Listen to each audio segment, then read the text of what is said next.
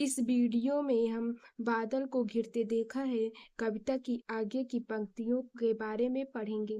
अगर आपको उससे पहले की पंक्तियां चाहिए तो आप हमारे चैनल दिक्षु स्टडी ग्रुप में जा कर के देख सकते हैं।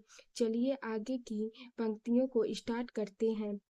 पंक्ति नंबर 3। ऋतु बसंत का सुप्रभात था। कवि कहते हैं कि बसंत ऋतु का सुप्रभात अर्थात सुंदर सवेरा था। मंद मंद था अनिल बह रहा और इस सुप्रभात में धीरे धीरे अनिल मतलब हवा बह रहा था। बालारूढ़ की मृदु किरणें थीं। बालारूढ़ मतलब उदित होते हुए सूर्य। बालारूढ़ दो शब्दों से बना है। एक शब्द है बाल, दूसरा है अरूढ़। जहाँ बाल का अर्थ है छोटा और अरूढ़ का मतलब है सूर्य अर्थात छोटा सूर्य यानी उदित होता हुआ सूर्य।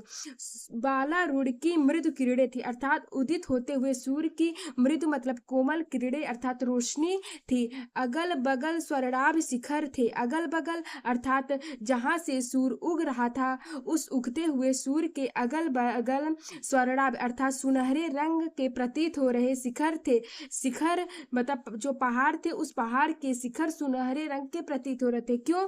क्योंकि उस पर उदित होते हुए सूर्य की मृदु मतलब कोमल किरणें पड़ रही थी।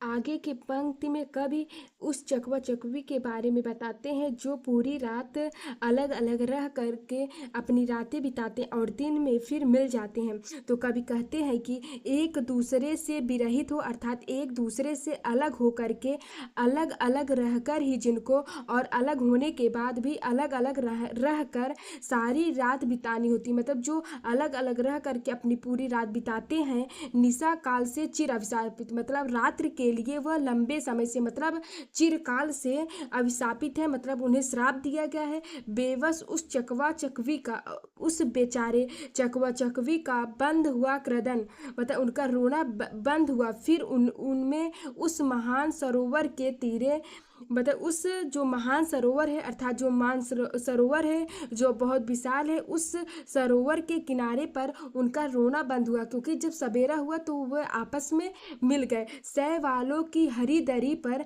मतलब उस महान सरोवर के किनारे हैं सहवालों अर्थात काई की एक दरी मतलब बिछी हुई है ऐसा प्रतीत हो रहा मतलब जो काई है वह इस तरह से बिछा हुआ है जैसे वह हरी दरी प्रतीत हो रहा है। यहाँ पर कवि ने रूपक अलंकार का प्रयोग किया है। प्रणय कलह छिड़ते देखा अर्थात प्रणय मतलब प्रेम, कलह मतलब लड़ाई करना। उस मतलब उन लोगों को उस दरी पर प्रेम में लड़ाई करते हुए देखा है। बादल को घिरते देखा है और हमने बादल को वहां पर घिरते देखा। कहाँ पर? पहाड़ों में, हिमालय पर। यह पंक्ति नंबर 4 है जिसमें कवि ने हिमालय के ऊंचे ऊंचे शिखरों पर पाए जाने वाले कस्तूरी मृग के बारे में बताते हुए कहते हैं कि दुर्गम बर्फानी घाटी में शत सहस्र फुट ऊंचाई पर अर्थात मतलब शत मतलब सैकड़ों, सहस्र मतलब हजारों, सैकड़ों हजारों फुट की ऊंचाई पर जो बर्फ से बनी घाटी है जहाँ पर जाना अत्यंत मुश्किल है, कठिन है। उस घाटी में अलख नाभ से उठने वाले, अलख मतलब जो दिखाई ना दे, ऐसे नाभ से उठने वाले निज के ही उन्मादक परिमल मतलब अलख मतलब जो दिखाई न दे रहा हो ऐसे उन्मादक नशीले खुशबू परिमल मतलब खुशबू से परेशान जो खुद के ही नाभि से क्या हो रहा है निकल रहा है के पीछे धावित होकर के मतलब पीछे परेशान होकर के दौड़ते हुए तरल तरुण कस्तूरी मृग को मतलब नवयुवक कस्तूरी मृग को अपने पर चिढ़ते अपने पर परेशान होते हुए देखा है कि वह सोचता है कि